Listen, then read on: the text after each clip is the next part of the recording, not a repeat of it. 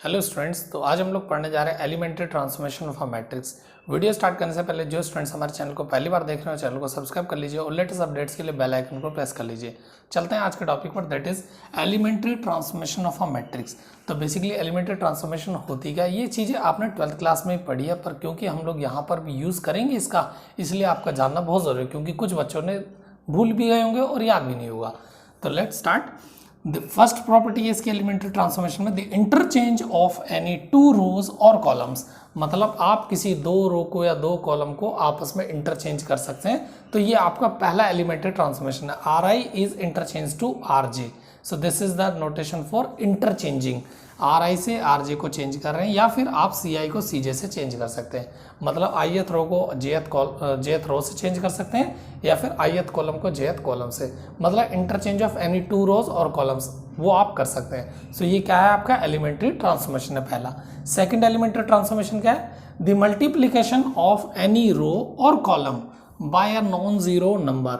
मतलब आप किसी मैट्रिक्स में आप ये सेकंड एलिमेंट्री ट्रांसफॉर्मेशन लगाते हैं, तो इसका मतलब क्या है, किसी भी रो में आप किसी नॉन जीरो नंबर के मल्टीप्लाई करके उसको चेंज कर सकते हैं। जैसे आर आई को चेंज किया है लैम्डा आर आई, मतलब आर आई आपका एक रो था जिसमें आपने एक लैम्डा कोई एनी नंबर लिया जो नॉन जीरो है, उसकी मल्टीप्लाई करके उसको चेंज कर दिया। So this is the second elementary transformation.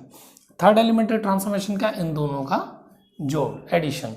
तो क्या है, the addition of constant multiple of the element of any row और column to the corresponding elements of any other row और कॉलम।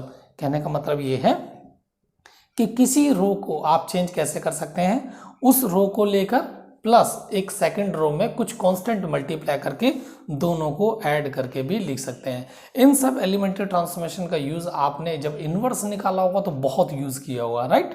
पर आपने कुछ चीज़ें नहीं सीखी होंगी, वो मैं अब यहाँ पर बताता हूँ, क्योंकि कुछ एक्सटेंशन पार्ट है 12th का। तो बेसिकली ये जब एलिमेंट्री ट्रांसफॉर्मेशन आप तीनों लगाएंगे, इन तीनों में से कोई भी आपका ट्रांसफॉर्मेशन यूज होता है, इनको बोलते हैं हम लोग एलिमेंट्री ट्रांसफॉर्मेशन। तो जब ये तीनों लगाते हैं तो हमारे पास दो फॉर्म आती हैं, एक फॉर्म है ये और दूसरी फॉर्म है ये। इस वाली फॉर्म को बोलते हैं हम लोग अपर ट्रायंगुलर मैट्रिक्स। क्या बोलते हैं, अपर ट्रायंगुलर मैट्रिक्स। तो जितने भी आपके डायगोनल एलिमेंट्स हैं इसको बोलते हैं लीडिंग डायगोनल या डायगोनल एलिमेंट्स। इन डायगोनल एलिमेंट्स के नीचे जितने जीरो बने हुए हैं और ये जो आपकी मैट्रिक्स ऊपर बनी है ये दिख रही होगी। सो this is your upper triangular matrix. ये कैसी है, एक अपर ट्रायंगुलर मैट्रिक्स है। मतलब डायगोनल एलिमेंट्स के नीचे वाले जो एलिमेंट्स हैं वो जीरो होने चाहिए। सो ये कहलाती है आपकी क्या, अपर ट्रायंगुलर मैट्रिक्स। क्या कहलाती है, अपर ट्रायंगुलर मैट्रिक्स। अब इसकी आपको बहुत ज़रूरत पड़ने वाली है जब हम लोग रैंक की बात करेंगे, राइट। और दूसरी फॉर्म क्या है, इसका नाम आपने नहीं सुना होगा। सो दिस इज नथिंग बट, कुछ बच्चे इसको इचेलॉन फॉर्म भी बोलते हैं, कुछ बच्चे पढ़ते हैं इक्लोन फॉर्म।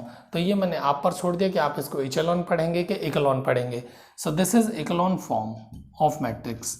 तो ये कब आएगी और ये कब आएगी, बेसिकली जब कोई भी आपके पास स्क्वायर मैट्रिक्स है और जब आप उसको रिड्यूस करेंगे रैंक के लिए, क्योंकि रैंक निकालना तो आपको नंबर ऑफ नॉन जीरो रो पता होने चाहिए।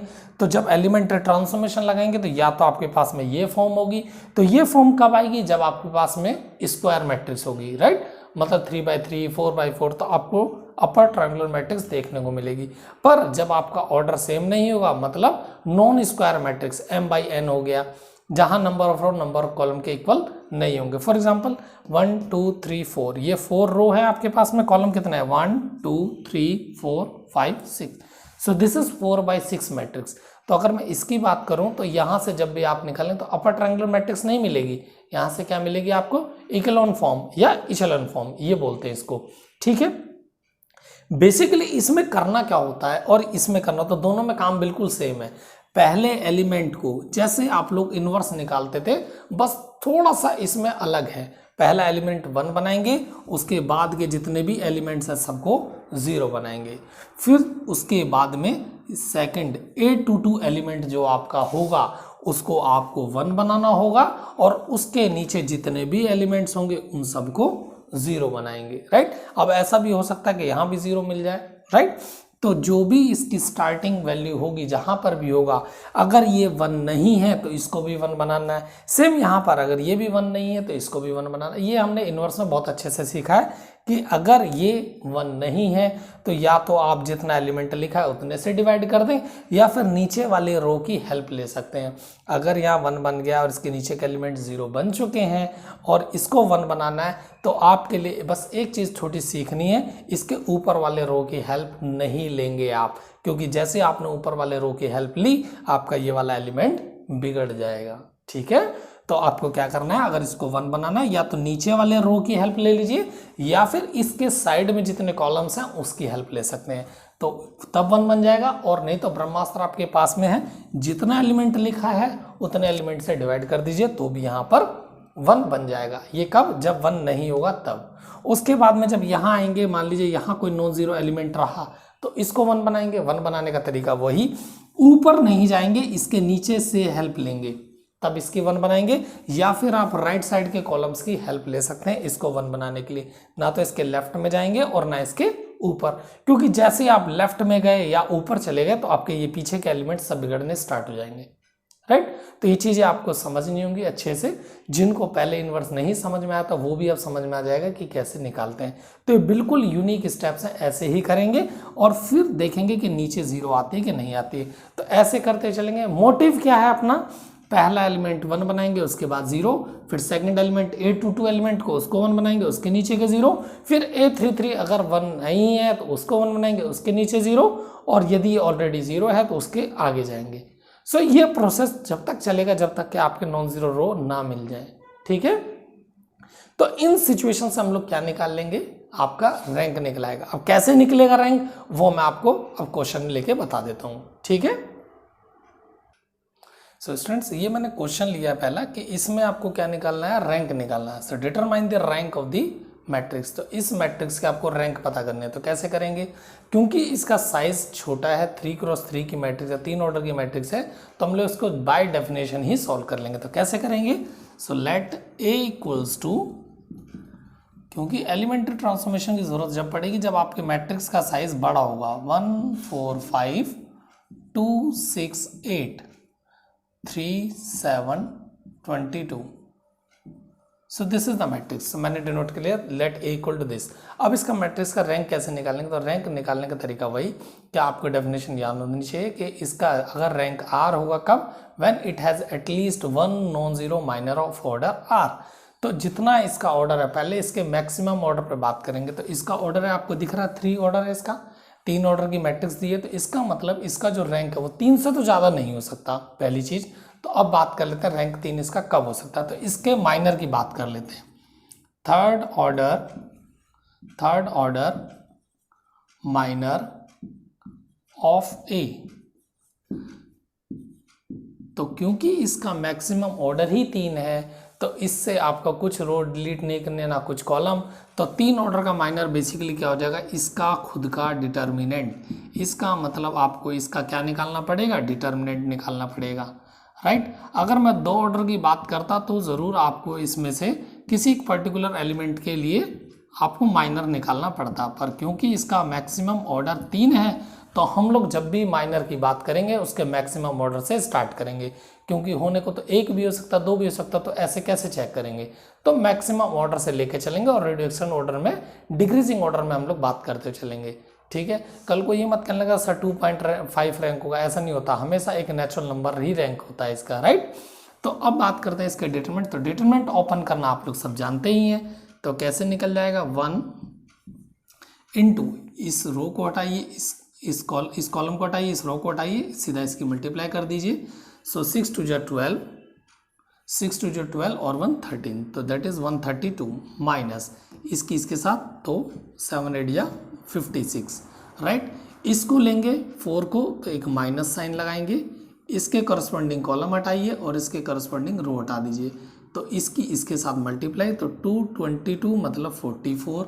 राइट, और 3 की 8 से मल्टीप्लाई, 3 8 24। Right, plus 5। राइट, तो ये हटाया और ये आपका रो हट गया, ये आपका कॉलम हट गया, तो इसकी इसके साथ मल्टीप्लाई, 7 2 14 माइनस 3 6 18। सो ये आपका सीक्वेंस है डिटरमिनेंट को ओपन करने के लिए। तो यहाँ से आप माइनस करके देख लें कितना आ जाएगा, तो 12 माइनस 6 इज 6, यहाँ बचा 2, सो 12 minus 5 is 7। -4 into 44 minus 24 that is 20, right, plus 5 into 14 minus 18 that is -4, right. सो कितना हो जाएगा 76 minus 24 जा 80 minus 20, so this is 76 minus 100 which is equals to -24। अब देखिए 3 ऑर्डर का माइनर निकाले आप और उसकी वैल्यू आ गई क्या, नॉन ज़ीरो। नेगेटिव है पॉजिटिव है मुझे उससे मतलब नहीं है, बस मेरी ये वैल्यू नॉन ज़ीरो आनी चाहिए। अब क्योंकि ये नॉन ज़ीरो आ गई है तो हम लोग यहीं से डायरेक्टली क्या कर देंगे, therefore rank of A equals to 3 is your answer. मतलब इस मैट्रिक्स में 3 रो और 3 कॉलम ही पूरे पूरे क्या है, इंडिपेंडेंट हैं।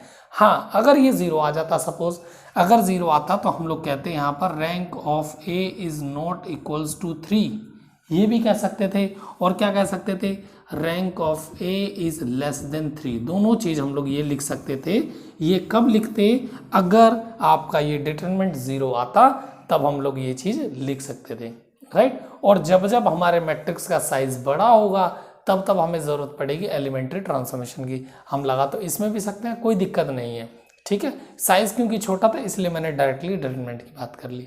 आई होप आपको एलिमेंट्री ट्रांसफॉर्मेशन समझ में आ गया होगा कॉन्सेप्ट। और जो मैंने डेफिनेशन यूज़ की है रैंक की, क्योंकि देखो मैंने 3 ऑर्डर का माइनर यूज़ किया और उसकी वैल्यू आ गई नॉन ज़ीरो, तो यहीं पर हमारी कहानी खत्म हो जाती है। हम लोग कह सकते हैं रैंक इसका कितना है, 3 है। आई होप आपको रैंक का कॉन्सेप्ट कुछ थोड़ा सा आपको समझ में आ गया होगा। फर्दर समझने के लिए हम लोग अपने आगे की वीडियोस बनाएंगे इसी पर बेस्ड रैंक के ऊपर, तो वो क्वेश्चंस भी आपको देखने होंगे, राइट। आई होप आपको वीडियो पसंद आया हो, इसको लाइक कीजिए और शेयर कीजिए। Thank you very much.